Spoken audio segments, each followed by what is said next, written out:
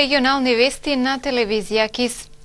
Поради температурните скокови, голем број граѓани изминатиот период се пожалиле на проблеми со крвниот притисок и неправилна работа на срцето.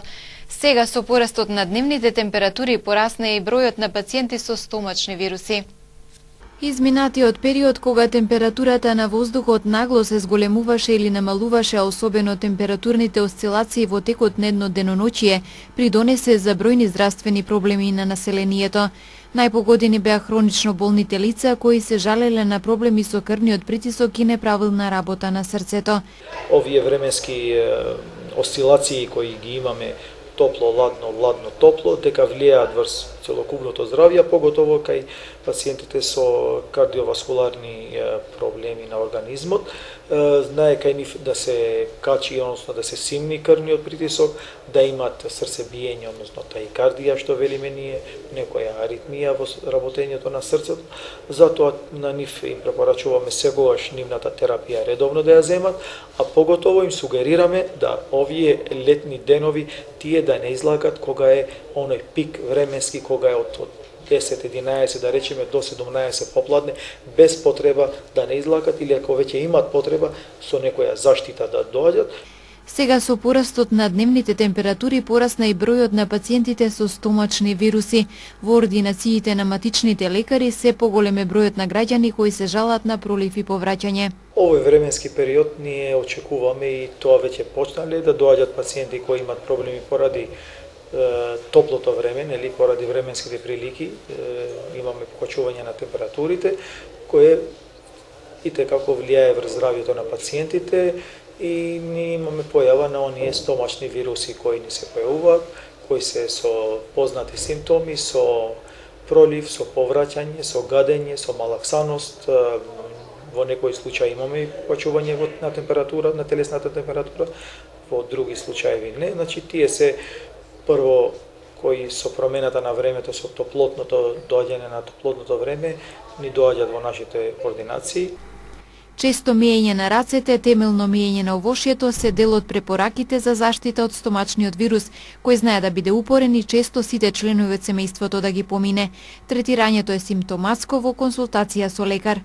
Овошјето и зеленчуците кои се купуваат треба убаво да се мијат, бидејќи тие имат доста пестициди и да не дојде до некоја инфекција, односно некој непотребен вирус кој после може да доведе и до некои последици, да речеме, ако не се третира на време, ако има покачување на температурата, знае да донесе и до многу по-сериозни компликации врз здравјето на пациентот. Значи битно е да убаво овошјето да се испере, односно барем да се остави, ако не повеќе, барем пола сат на ладна вода, да се убаво тоа исчисти, па после да се спрема дали салата, дали ќе се направи во манџа и друго. Стомачните вируси треба да се разликуваат од труењата со храна. Кај труењата граѓаните задолжително да се јават на лекар заради примање на соодветна антибиотска терапија во зависност од причинителот.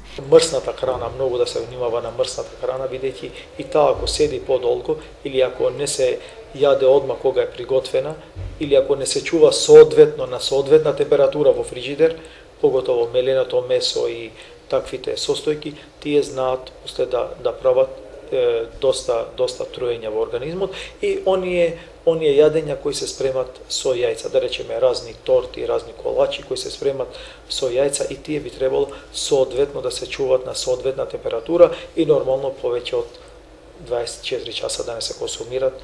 Доктор Исмаили советува во текот на летниот период граѓаните да носат светла и лесна облека и задолжително капа, а лицата кои работат на отворено да пијат многу течности и доколку се во можност да прават почести одмори под сенка. Пластични шишиња, стари алишта, кеси. Несовесни граѓани фрлаат секакво ѓубре во Вардар. Деновиве во реката може да се забележа дури и бетонски корпи за отпад. Гостивар со гордост го носи епитетот прв град на Вардар, но каква е еколошката свест и грижата за чување на ова природно богатство? Фрлањето на отпад во реката како една од најлошите навики на поединци никако да се промени. Во водата пловат пластични шишиња, остатоци од храна, облека. а во последно време некој во реката дури успеал да турне и бетонски корпи кои служат токму за фрлање на отпад. Граѓаните кои речиси секојдневно шетаат покрај кеот велат дека глетката е одраз на ниска еколошка свест и на некултура. Сметаат дека оние што фрлаат ѓубре треба да се казнуваат. Голема нечистотија, некултура на народот. Каков народ, таква околина. Жалостно, кога надоаѓа Вардар, тоа е значи неверојатно пластични шишиња. Шут, мислам, кој прва, тоа пак ние граѓаните прва. Водата си е природна заматена, али ова еколошка нечистотија, тоа е веќе сосема човечкиот фактор. Еве, гледајте, мислам тука има отпадни, така ли, корпи што беа бетонски, кои што имаат можда 20 кг и повеќе, 3-4 во Вардар некој ги првил. Тоа значи јас и вие, некој од нас ги првил. Сами не може да паднат во Вардар. То најстрого треба да се казнат тие луѓе што фрлят смет во водата е убаво. Тамо некоја друго место да го имаат, само ние што го имаме не го цениме тоа. Бидат поактивни општинските инспектори и тие што го прекршуваат законот, што фрлаат отпад, шут и други предмети, да бидат најстрого казнети. Со тоа ќе допринесеме да нема више фрлање. И што ние можеме сега? Ѓубрето, освен што ја наградува сликата за најголемата река во Македонија, може да предизвика и сериозни последици. Доколку се насобере во поголема количина, отпадот носи ризик за појава на поплави на местата долж коритото кои се критични. Адвокатскиот тим на осудените од Бродец се незадоволни од одлуката на судот во Страсбург, која одби нивната жалба за пресудата од судскиот процес Планинска бура. Европскиот суд за човекови права го прекрши правилникот во разгледувањето на судскиот процес Планинска бура, за кој на крај одлучи да ни одбие жалбата на пресудата на судовите во Македонија, во која нашите клиенти беа казнети на затворски казни, смета адвокатскиот тим на осудените од Бродец. Според нив направен е пропуст затоа што во донесувањето одлука на судот во Страсбург учествува Јован Илиевски, кој своевремено додека во македонските судови траело судењето за Планинска бура, бил шеф на организиран криминал во јавното обвинителство. Бил шеф на оделението за организиран криминал, што значи активно учествувал во донесувањето на обвинителските одлуки по овој предмет. И сметаме дека кршењето на правилото број 28 се однесува токму на ова, бидејќи он бил должен да се иземе од овој процес. А од причина што истиот активно бил учествувал во постапките кои се воделе пред нашите судови во Република Македонија. Адвокатскиот тим до судот во Страсбург пред 7 години имале поднесено жалба поради одбивање на македонските судови да се направи дополнително вештачење на целиот случај Планинска бура, но Европскиот суд за човекови права сметал дека вештачењето направено од Министерството за внатрешни работи било доволно, а во нивната пресуда стои дека жалбата на адвокатскиот тим е неоснована и недопустлива. На истата наша пресуда ни викат дека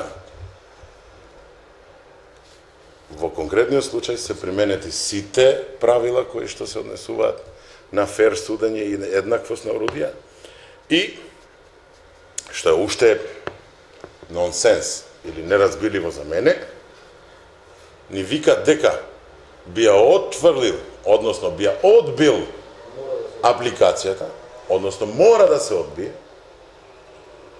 а на крајот, значи, во тоа што е најважното, ни ја отфрла како недопуштено. Сега, дали ни ја отфрла или ни ја одбива? Експертите сметаат дека неземањето во предвид на судот во Страсбург дека во случаите како Планинска бура треба да се направи уште едно експертско вештачење и лош пример, кој македонските судови може во иднина да го практикуваат. Поготово судската пракса на Судот на Европа, на Европскиот суд е извор на правата. И тоа е едно фино огледало и фактички тоа треба да биде како еден репер кој треба да биде применет и од нашите суди. И не само суди, и самите ние адвокати обично се читаме таа судска пракса. Лично мој коментар е негативен, лош преседан. Во судскиот случај Планинска бура беа осудени 17 лица со казни затвор од 10 до 15 години. Две лица повредени во две сообраќајни незгоди случени вчера во Тетовско. Во текот на вчерашниот ден се случиле две сообраќајни несреќи во Тетовско. Првата се случила околу 12 часот и 30 минути на регионалниот пат Тетово-Јажинце, пред влезот во Доброште, при што се судриле голф со германски таблици, управуван од 47 годишникот Урошевац, Република Косово, и Цитроен со косовски таблици, што го управувал 32 годишникот Драгаш. Сопатничката од Цитроенот, на возраст од 58 години, завршила со телесни повреди. Со друго возило пренесена е во Тетовската болница и по окажаната лекарска помош задржана е за натамошна обсервација. Во извршениот увид утврдено е дека причина за несреќата првично е непочитување првенство на минување, а вкупната материјална штета се проценува на 100.000 денари. Втората незгода се случила околу 20 часот на локалниот пат Стримница-Челопек, во која учествувале две патнички возила, Опел Астра со скопски регистерски таблици, управуван од 67 годишникот Долно Свиларе, и Ауди со тетовски таблици што го управувал 50 годишникот Стримница. Во несреќата, односно судирот, 51 годишната сопатничка во Аудито здобила телесни повреди. Со друго возило пренесена е во Тетовската клиничка болница и по укажаната помош пуштена е на домашно лекување. Извршен е увид и првично е утврдено дека причина за несреќата е неприлагодена брзина, додека вкупната материјална штета се проценува на 80.000 денари, информираат од СВР Тетова. Инаку на Тетовско-гостиварските простори некои лица продолжуваат да седнуваат зад волан без возачки дозволи. 9 лица, од кои 6 во Гостиварско и 3 во Тетовско, вчера биле откриени дека ги управуваат возилата без положен испит и со одбетна возачка дозвола за тоа, а 2 лица дека возилата им се со истечена регистрација. Покрај ова откриени се и 3 возачи почетници кои не се придржувале на законските ограничувања, предвидени за оваа категорија учесници во сообраќајот, како и 7 на кои неправилно, односно погрешно ги паркирале нивните возила. Овие и другите вчерашни сообраќајни прекршоци на Полошкото подрачје санкционирани се со 15 прекршочни и 16 мандатни платни налози. Секторот за внатрешни работи Тетово со зачестени контролни активности поради зголемената динамика по патиштата и улиците во Тетово и Гостивар. Од тука и апел до домашните возачи и печалбарите за почитување на сообраќајните знаци за ограничување на возилата. Во поширокиот Полошки регион деновиве забележително зголемена е секојдневната динамика не само по патиштата и улиците во Тетово и во Гостивар, туку и воопшто, а во наредниот период уште повеќе ќе се интензивира со предстојното доаѓање на поголем број времено вработени од странство во нивните родни места. Поради тоа, но и поради зачестените сообраќајни несреќи на подрачјето во првата половина на овој месец, секторот за внатрешни работи Тетово уште еднаш ги потсетува возачите целосно да ги почитуваат сообраќајните правила и прописи и посебно да ја прилагодат брзината според условите на патот, да внимаваат кога и каде ги паркираат возилата и да не седнуваат зад волан без возачка дозвола или под дејство на алкохол. Со почитување на овие апели и препораки најнепосредно ќе придонесат за поголема лична и вкупна безбедност во сообраќајот. За непочитување на прописите ќе се соочат со поднесоци и глоби кои зависно од видот на прекршокот ќе се движат од 35, 45 до 300 и 400 евра во денарска противвредност и со време на одземање на возачките дозволи од 3 месеци до 1 година. Особено ако станува збор за пребрзо возење, непоседување возачка дозвола, техничка неисправност на возилото или позначителна алкохолизираност, предупредува СВР Тетово. Ова подеднакво се однесува и на домашните возачи и на нашинците печалбари, кои најчесто управуваат силни и брзи возила и неретко не ги почитуваат постоечките знаци за ограничување на брзината. Секторот за внатрешни работи Тетово очекува возачите најсериозно да ги сватат овие укажувања и препораки, зашто минатите години сообраќајните несреќи во летниот период многу често завршуваа и со трагични последици. Факултетот за природно-математички науки при Универзитетот во Тетово е домаќин на научна конференција. Овој научен собир кој ние денес за прв пат го организираме ги собра најпознатите експерти за да дискутираат за најновите истражувачки достигнувања, изгледите за идниот развој и иновативните апликации во областа на компјутерските науки, математиката, физиката, хемијата, биологијата, географијата и екологијата, беше истакнато на конференцијата од страна на домаќините. Од Факултетот за природно-математички науки при Државниот универзитет во Тетово посочија дека веќе ги имаат соодветните кадри и потребното институционално искуство за успешна реализација на проекти од големо значење за природните науки. Во програмата за работа покрај презентацијата на студии, научните достигнувања во научните области од информатичката технологија, математика, физика и сродните науки, ќе третира и прашања од областа на екологијата. Екологијата како еден од предизвиците на новиот век се соочува со изнаоѓање на ефикасни начини за заштита и унапредување на животната средина како неопходен услов за понатамошно постоење на човекот и цивилизацијата.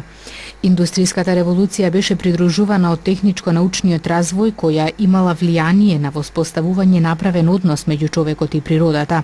Со менување на природата во согласност со тековните потреби, користењето на природните ресурси без никакви критериуми, со што настанало загадување на животната средина. Затоа овие научни размислувања покрај тоа што се неопходни, треба да се применуваат и од страна на надлежните органи, истакна проректорот за настава Решат Чеили. Голем црковно народен собир ќе има во недела во црквата Свети Спас во Долно Палчиште. Во недела на 18 јуни ќе има празнување во црквата Свети Спас во Долно Палчиште. Литургијата е закажана во 8 часот, а во 11 часот ќе биде извршен чинот на маслосвет, пошто ќе следи братско-сестринска трпеза на љубовта и одредување на новите кумови. Повод за овој црковно народен собир се обичаите и традициите според кои секогаш на првата недела од започнувањето на Петровденските пости се врши осветување на масло. Осветеното масло верниците во Шишенца го носат дома како символ за здравје и благосостојба. Во манастирската црква ќе бидат осветени пченицата и погачите принесени од кумовите. Обичај во Долно Палчиште е кумовите сами да се пријавуваат. На ова празнување во Долно Палчиште секогаш доаѓаат верници кои сега живеат во странство.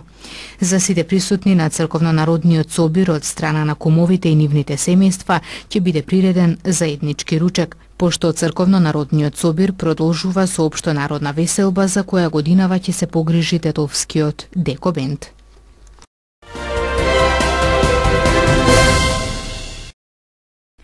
Поранешниот директор на Управата за безбедност и контраразузнавање Сашо Мјалков дојде на распит во специјалното јавно обвинителство. Обвинителството досега има отворено 3 истраги против Мјалков. Тој е осомничен во случајот Таргет за масовно незаконско прислушкување на граѓани, политичари, новинари и бизнисмени во УБК, како и во случаите Трезор и тортура. Поранешниот директор на УБК во специјалното јавно обвинителство пристигна заедно со адвокатот Љупчо Шврговски. На пресконференцијата за Трезор минатата година специјалното јавно обвинителство соопшти дека е покрената истрага против 3 раководни лица од УБК и 1 раководно лице од МВР, кои се сомничат дека прибавили имот на корист за правно лице регистрирано како Финзи во вкупен износ од над 53 милиони денари или над 862.000 евра. Специјалното јавно обвинителство денеска поднесе барање за заштита на законитоста до Врховниот суд на предметот Талир, кој се однесува на финансирање на најголемата опозицијска партија ВМРО-ДПМН. Како што се наведува во известувањето до јавноста, со барањето на заштита на законитоста се бара Врховниот суд да утврди дека решението на Кривичниот совет од Оделението за организиран криминал и корупција на Основниот суд Скопје 1 Скопје, со кој е одбиено барањето на овој обвинителство за обезбедување на дел од имотот на една политичка партија било незаконито. Од СЈО подсетуваат дека на 22 мај оваа година јавното обвинителство поднело барање за привремено одземање на имот заради обезбедување, односно за определување на привремена мерка, забрана за оттуѓување на недвижен имот со ставање хипотека на тој имот поради основано сомнение дека потекнува од кривично дело злоупотреба на службена положба и овластување, кое било одбиено. Механизацијата на повеќе компании и јавни претпријатија од Струга и регионот интензивно работи на санирање на состојбата со дивата депонија кај Струга, во обид да се изгасне пожарот и да се обезбеди пристап на противпожарните возила до самата локација. Вршителот на должноста градоначалник на Струга Зазбун Мустафа денес ке изјави дека неколку градежни компании со механизација се вклучени во активностите за санирање на последиците од опожарувањето на депонијата, изразувајќи очекување за кусо време да биде санирана состојбата.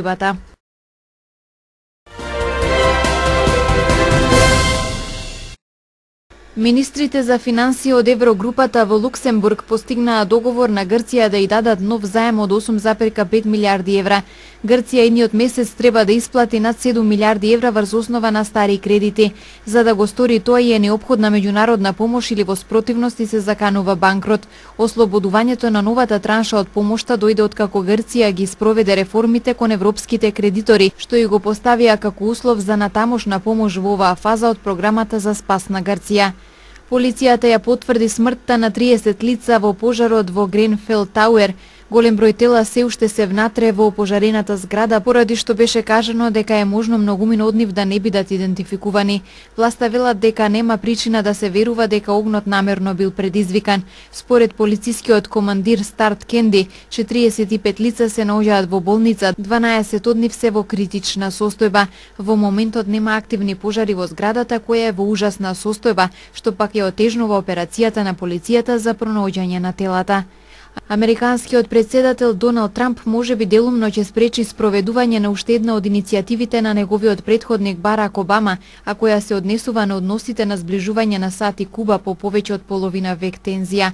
Тој има намера да ја поништи одлуката од 2014 година за одмрзнување на односите со Куба.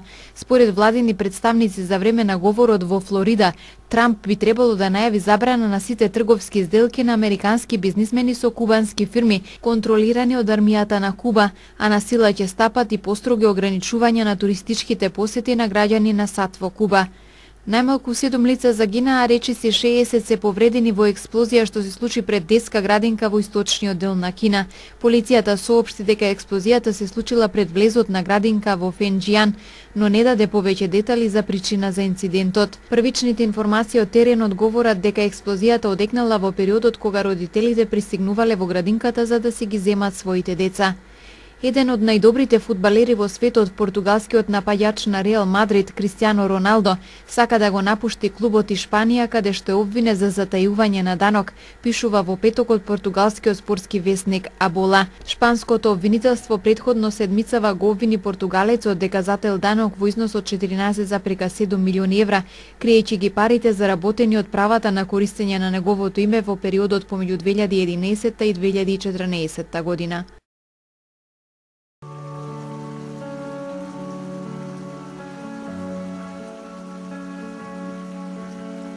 Денес имавме сончево време со умерена облачност, а кон крајот на денот со услови за нестабилна облачност со врнежи од дожд.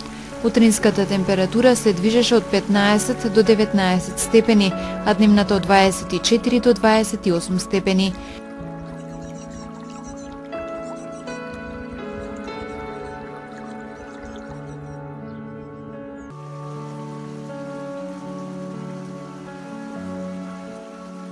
Според метеоролозите, времето утре ќе биде променливо облачно со засилен северен ветер, повремени врнежи од дожд и ретки грмежи. Утринската температура ќе се движи од 14 до 17 степени, а дневната од 23 до 26 степени.